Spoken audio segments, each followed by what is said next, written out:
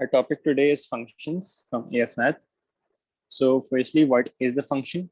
A function is a relationship between two variables where for each input there is only one unique output. So one input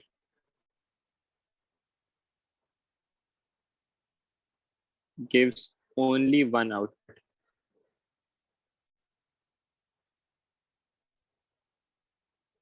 Over here, the input is called the domain, which is usually the x value or the value of the variable, whatever the variable is used. And the output is usually called, the output is called range, and it is usually represented by fx, which means the function of x. Now, what we stress on over here is that a function has, in a function for each input, there is only one output. So for example, if we have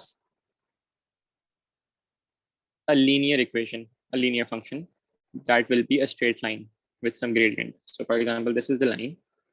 Over here, we can see that for one input, there is only one output.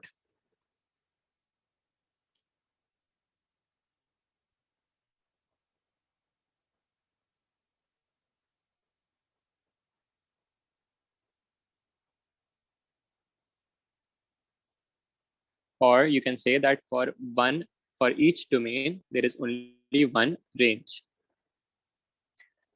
Similarly, if we have a quadratic equation, a quadratic function, so the graph would be somewhat like, the graph would be a parabola. Over here again, for each input or each domain, there is only one range. However, if we have, for example, we have the equation y square equals to x. In that case, the graph would be somewhat like this. So over here, we can see that for each domain, there are two ranges. For each value of x, there are two values of y or fx. So this equation is not a function. Now, how do we test if a graph, if a curve is a function or not? So let's just use these examples.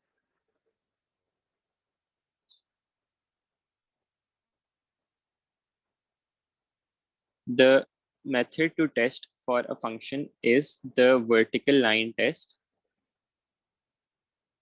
We'll draw vertical lines at various points on the graph, and if the vertical line cuts the curve or the line at only one point, then that means that it is a function. So for example, over here, we draw a line. This is cutting the graph only over here. Another line, it again cuts the graph only here. Similarly, in the quadratic one,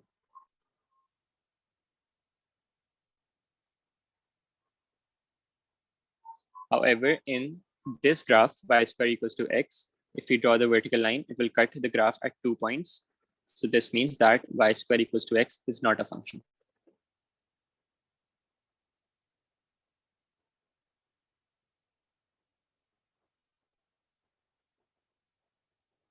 Now we'll try some questions of this.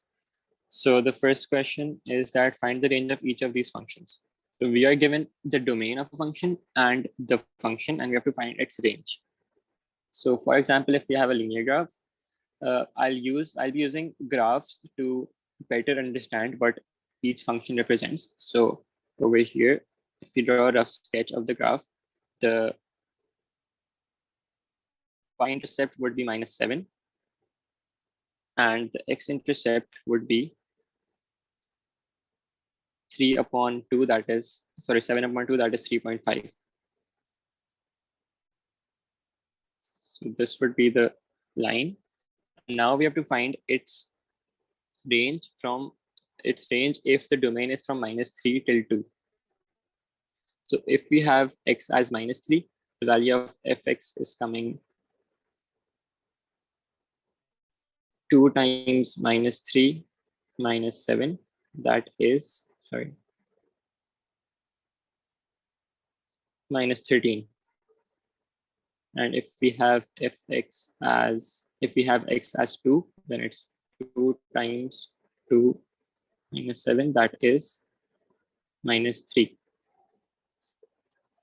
So this means that when x is minus 3, then the value of the function is coming as minus 13. So this point is minus 13. And when the value of x is 2, then the value of y is minus 3. So that means that the range is from minus 13 till minus 3. And because in the question, the domain had lesser than equals to and greater than equals to, so that's why we'll also have greater than equals to and lesser than equals to over here. So this will be the answer for the first part. Now the next part has a quadratic equation, and it's saying that x is real. This means that x can have any real values. Again, first we'll draw a rough sketch of the graph. So to find the turning point, so x squared plus 6x plus 3 square minus 3 square minus 11 x plus 3 whole square minus 20. So that means that the turning point is going to be minus 3 comma minus 20.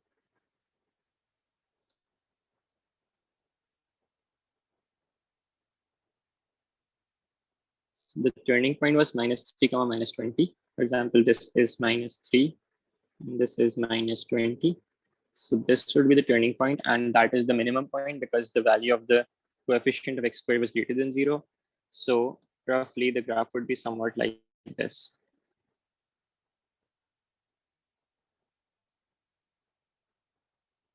Now we need to find a range for this graph, and the range is the value of fx.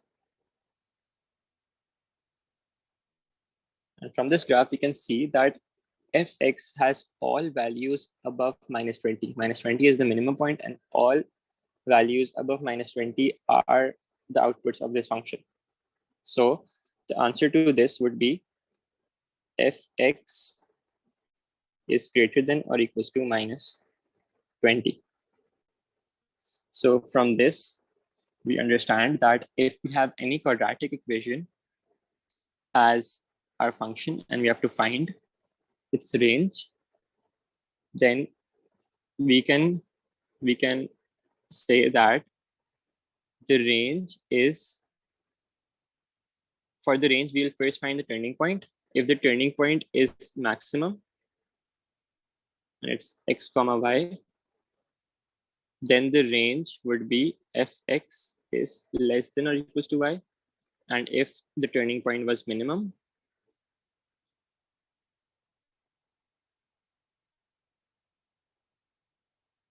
then the range would be fx is greater than or equals to y.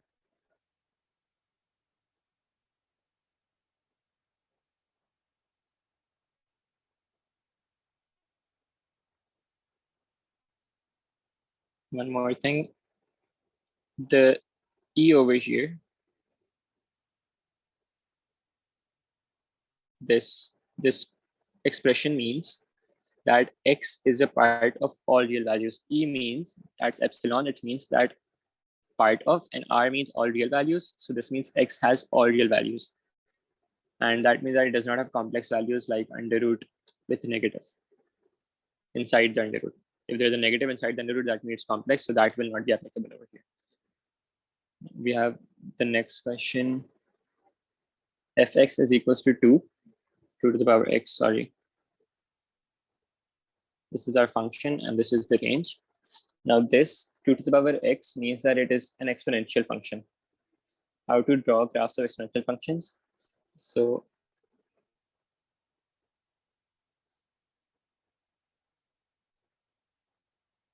exponential functions have graphs like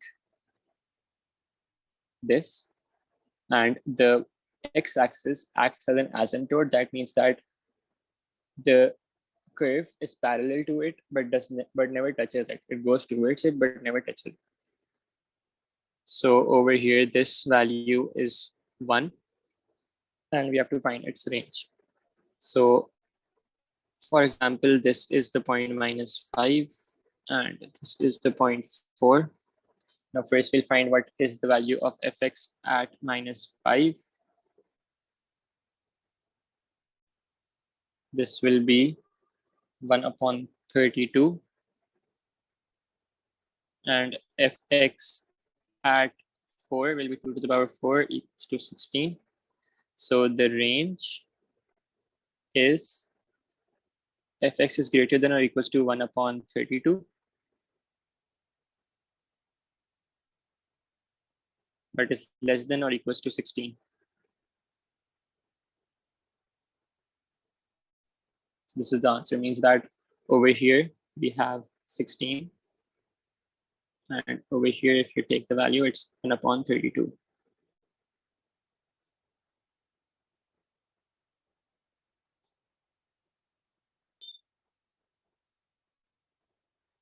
This graph, this shape of the curve will be applicable for all functions which have a constant to the power x.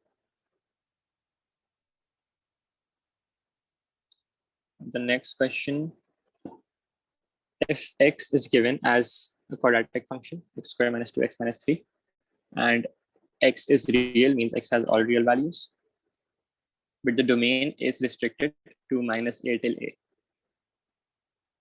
Now they're saying if the range of the function f is -4 till 5, find the value of a. So again, first we'll draw the graph. So for example, if, in fact, first we'll complete the square to find the turning point. So x squared minus 2x plus 1 square minus 1 square minus 3, x minus 1 whole square minus 4. So the turning point is 1 comma minus 4, and this is minimum. The y-intercept will be 0 comma minus 3, and for the x-intercept we'll equate it with 0. So I'm doing it with the calculator. This will come as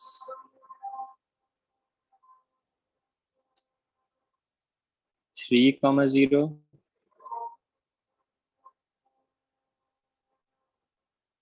and minus 1 comma 0.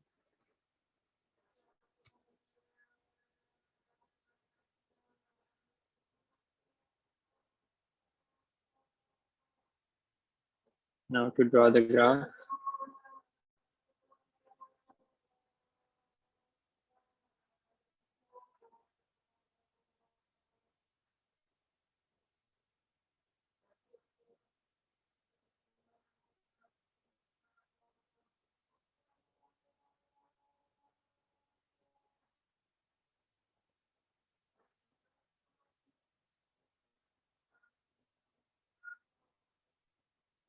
the x-intercepts were 3 and minus 1. So this is 3 and this is minus 1. The y-intercept was minus 3, and the turning point was 1 comma minus 4. So the graph would be somewhat like this. We're sketching it, so it's rough. Now we have to find, we have been given the domain as, we have been given the range of the function, and we have to find the domain in the form -a till a. The range is -4 till 5. So the range is -4 till 5.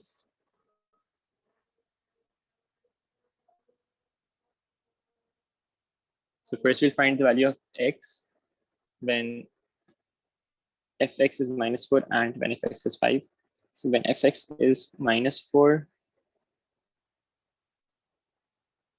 the value of x is 1.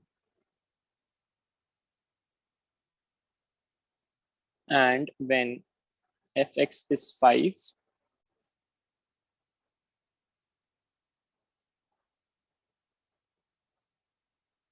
there are two values of x.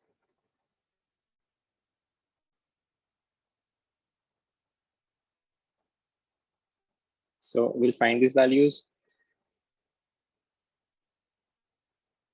To find those values, we'll substitute 5 into this equation.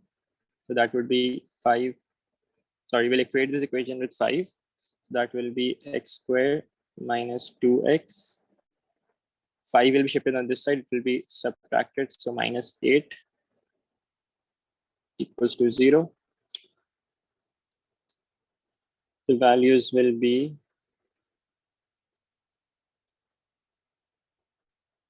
x equals to 4 and x equals to minus 2. So at x equals to 4 and at x equals to minus 2, the function has the value 5. So over here, this value is minus 2 and this value is 4. We have to find the domain in this form. So that means that both the numbers here should be the same. Now, either we would have minus 4 till 4, or we could have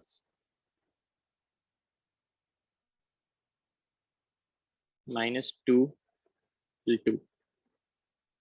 The problem with minus 4 till 4 is that if the value of x is minus 4, then the function's value would be wrong. It would be outside its range. We can prove that over here. If the value was minus 4, we would have minus 4 squared 16. Minus 2 into minus 4 would be 8. Minus 3, this would be 21. And that is not within the given range, that is minus 4 till 5. However, if we have minus 2 till 2, then the values that we'll get are, when we have minus 2 in the equation, it would be minus 2 square is 4 plus 4 minus 3. This is 5. And when we have 2, it would be 2 square. That is 4 minus 2 twos are 4 minus 3. This is minus 3. So this is coming within this given range. So that's why the value of a will be 2 and this will be the answer.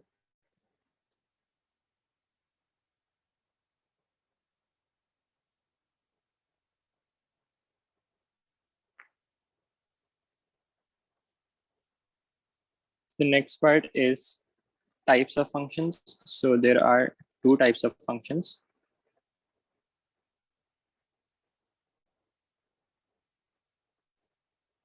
The first type is one-to-one.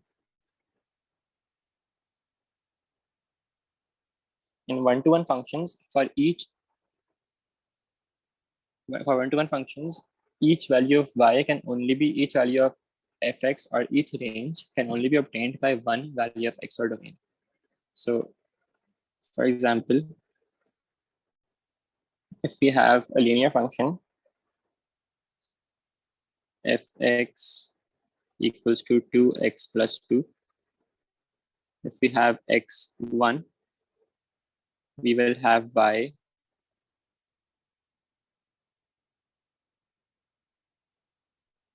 4.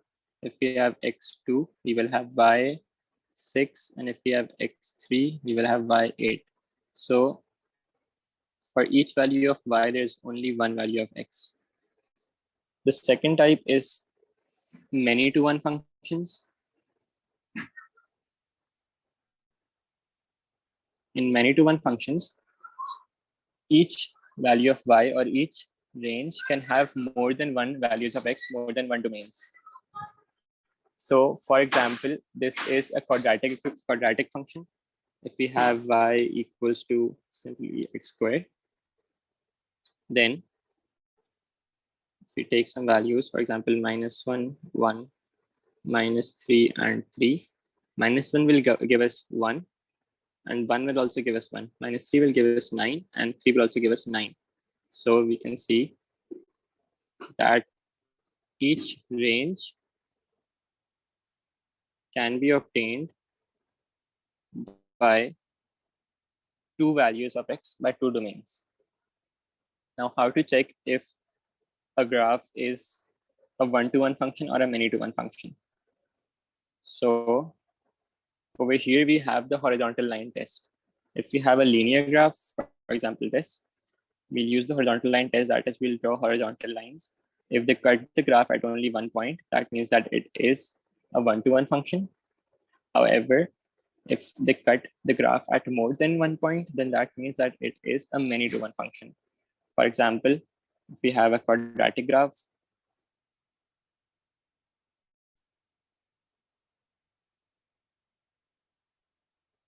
each horizontal line cuts the graph at 2 points. So this means that a quadratic graph is a many-to-one function. Now, this is important to remember that what is a one-to-one and what is a many-to-one function, because the next topic, which is inverse, as its application, inverse of a function is only possible if the function is a one-to-one function. Now, what is an inverse? Inverse is the reflection of a function in the line y equals to x. So reflection in y equals to x. How do we get the inverse of a function? To get the inverse of a function, if we have, for example, fx equals to x minus 2, we'll first replace fx with y and then make x the subject of the equation. So we've made x the subject of the equation. Now we'll replace y with x and x with f inverse x. So replacing y with x and x with f inverse x. So this is the inverse of fx. However, if we have a quadratic equation, then we can't directly find the inverse. We first have to complete the square. For example, over here, we did one question in which we first completed the square. And after completing the square, we can find the inverse. Again, this is equals to fx. So we'll replace fx with y. So I can write over here y. And now I have to make x the subject. So to make x the subject, I'll shift 20 over here, y plus 20 under root equals to x plus 3. And then shift 3 over here, that will become x equals to under root y plus 20 minus 3.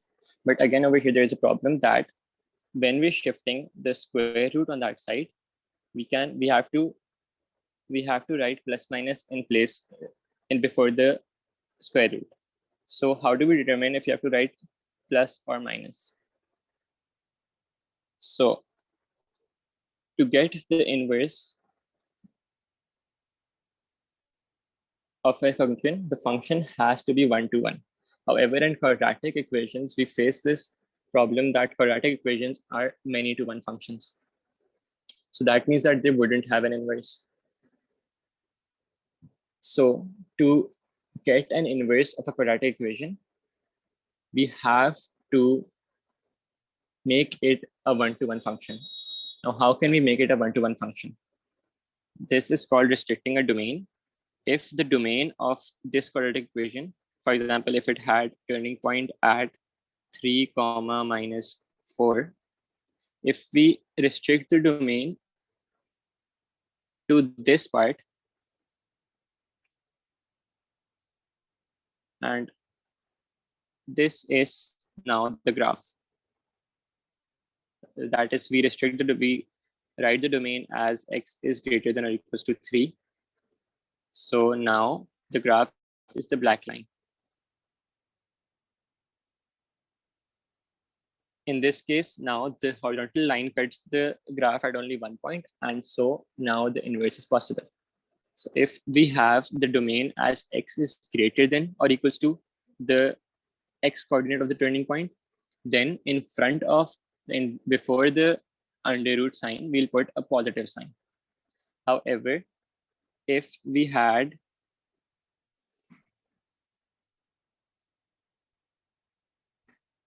restricted domain to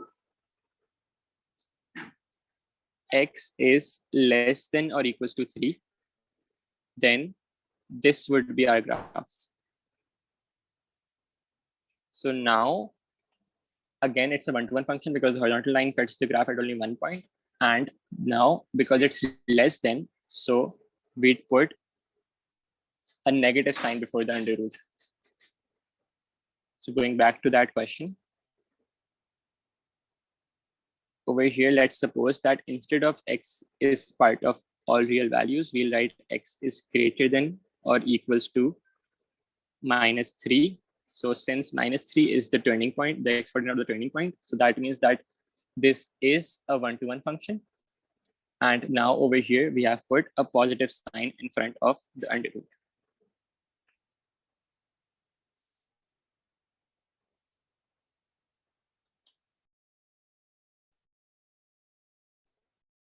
One more thing in inverse functions is that in an inverse function, when we find the inverse, for example, if we have fx and then we find f, this is how inverse is written, f inverse x, then the range of fx becomes the domain of f inverse x, and the domain of f inverse x becomes the range of fx. So for example, if we have a linear function,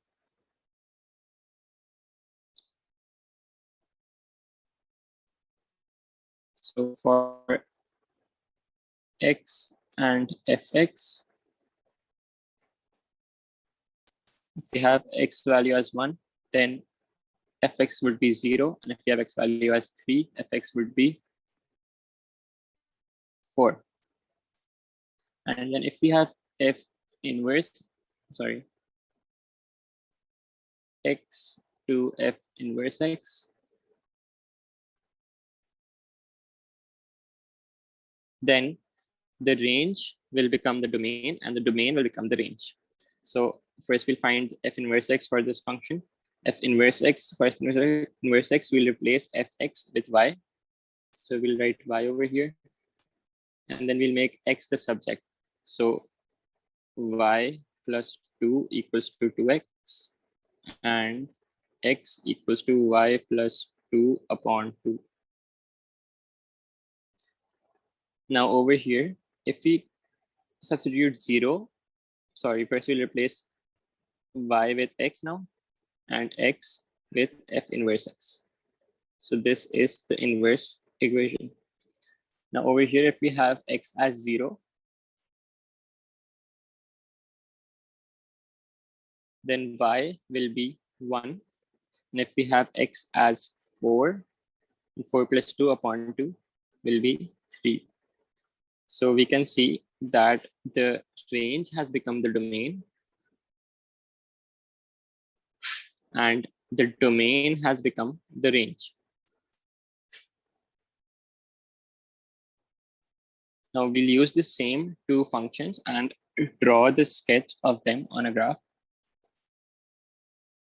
So we had y equals to 2x minus 2. We write it as fx. So fx equals to 2x minus 2, and f inverse x equals to x plus 2 upon 2. So now we have to draw the graph.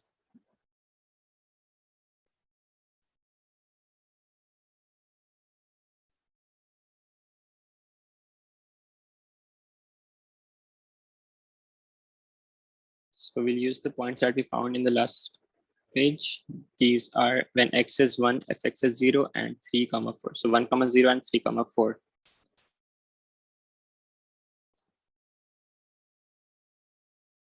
1, 0, and 3, 4. So this is 1 point, and the other point is 3, 4.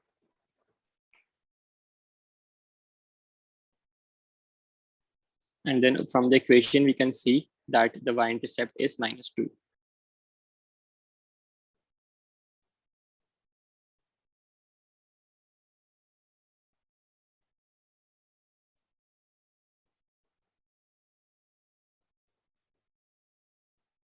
This is fx.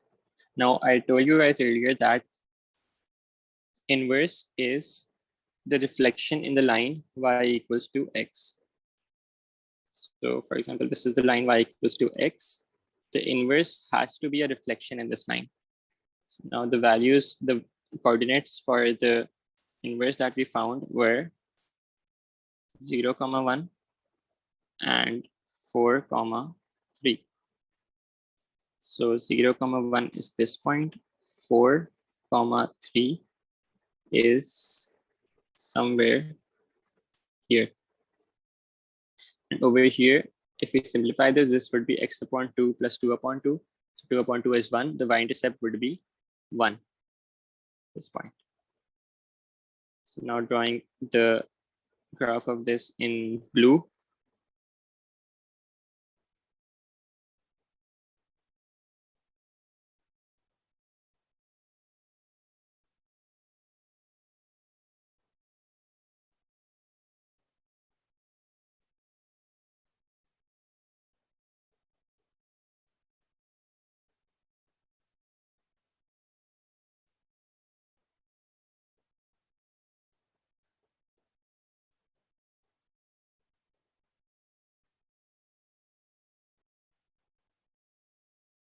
Okay, so this was, I had drawn the line y is equals to x roughly. So that's why, because it's a rough sketch, so it's having a problem. But over here, if we draw it more accurately, then y equals to x will pass through 1, 1,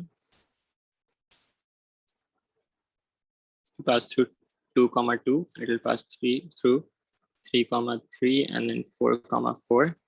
So fx would be somewhat like this. So now we can see that the blue one is f inverse x. So fx and f inverse x, they're reflections in the line y equals to x.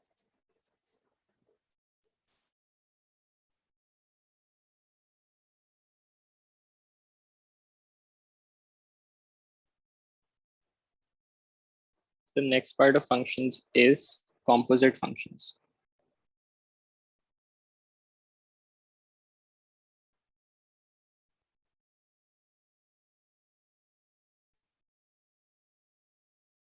What are composite functions? Composite functions are when the range of one function becomes the domain of another function, meaning the range, the output of one function becomes the input of another function. So we write this as, for example, fgx, where f and g are two functions, and the output or the range of g becomes the input or the domain of f. So for this, there is one condition, that is, we can call g the inner function and f the outer function. So for composite functions to be possible, the range of the inner function, that is the output of the inner function, should fall within the domain or input of the outer function. The inner function is inserted into the outer function in the place of x. So for example, if we have fx as 2x minus 3 and gx as x minus 4, then to find fgx, we'll substitute gx into fx in place of x. So in place of x, we'll write gx, that is x minus 4 minus 3. So 2x minus 8 minus 3. This can also be written as minus 11. This is fgx. However, it's important to note over here that fgx is not equals to gfx. The order matters over here. Usually this is not equal. So for example, in this question, if we had found gfx, that would have been 2x minus 3 in place of x over here. So that would be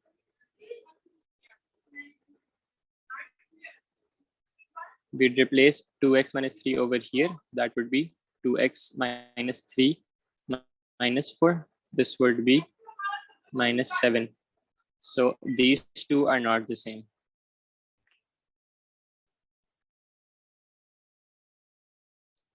It's also important to note that if, for example, this f inverse x, this will be equals to f inverse fx.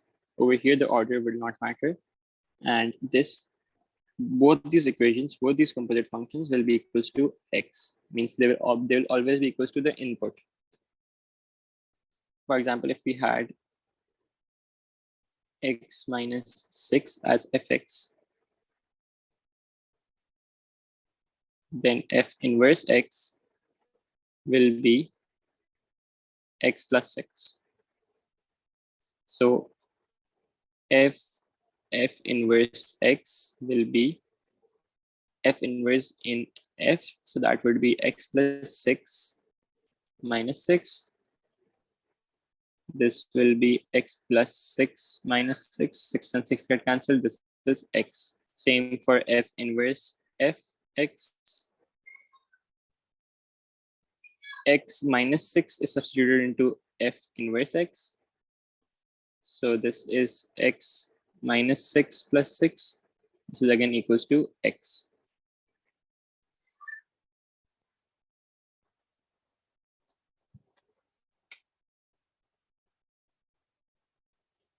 So over here, we have been given the functions f and g, and they're saying solve fgx equals to 5. So first we'll find fgx. For fgx, g is substituted into fx. So this will go here. 3 upon x minus 2 whole square plus 1. This is fgx, and this has to be equals to 5. So we can write this as equals to 4 because 1 is shifted over there. Now, if we shift the under root here, this should become plus minus 2.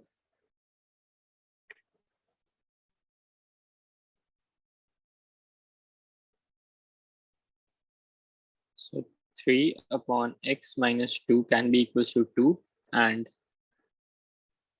3 upon x minus 2 can be equals to minus 2. Now shifting x minus 2 there, 3 equals to 2x minus 4. 4 is shifted on the left side. That's 7 equals to 2x. X equals to 3.5. The second one, x minus 2 shifted on the right side, minus 2x plus 4. 4 shifted towards the left. That's minus 1 equals to minus 2x. Negative signs cancelled. X is 0.5.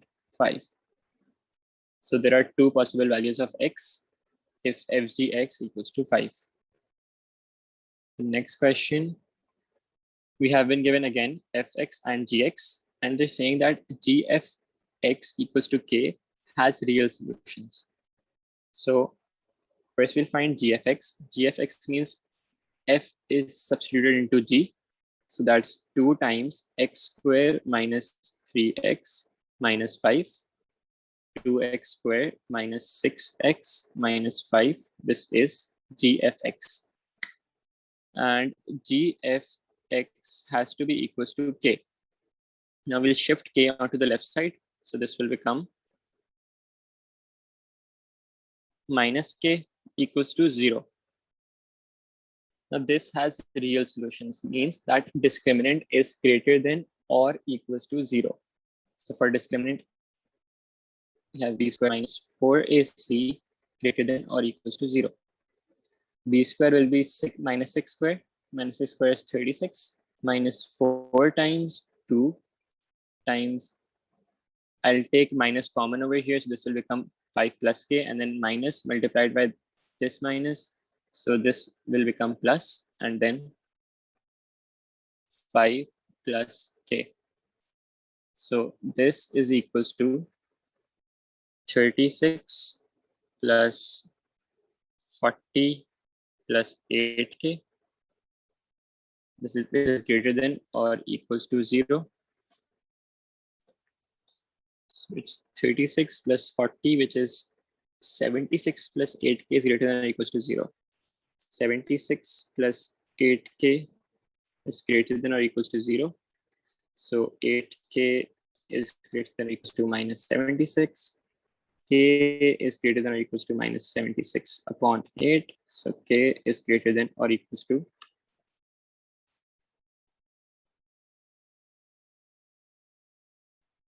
9 whole number minus 9 whole number 1 upon 2. This is the range of k.